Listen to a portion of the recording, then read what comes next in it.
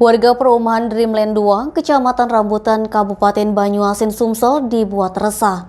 Pasalnya, beredar video dua orang pria parubaya tidak dikenal yang mana salah satunya memegang senjata tajam jenis parang diduga hendak mengancam dan melukai warga perumahan tersebut.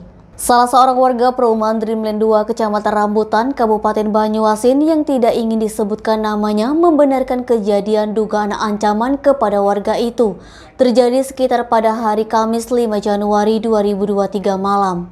AE menceritakan, awal mula kejadian yakni pada malam sebelumnya saat petugas keamanan bersama warga perumahan mendapati salah satu rumah yang sering ditinggal penghuninya terbuka pintu di bagian belakang rumah. Sehingga warga bersama pihak keamanan perumahan pun berinisiatif mencari tahu karena dicurigai adanya tindak pidana pencurian di rumah tersebut.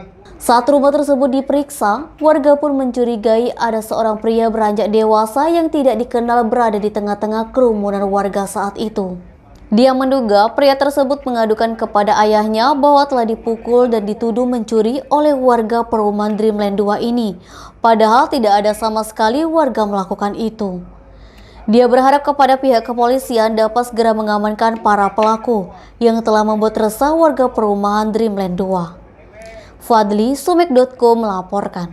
Jangan lupa like dan share video ini, subscribe YouTube Sumiko Official. Selalu terapkan protokol kesehatan, sehat bahagia selalu untuk kita semua.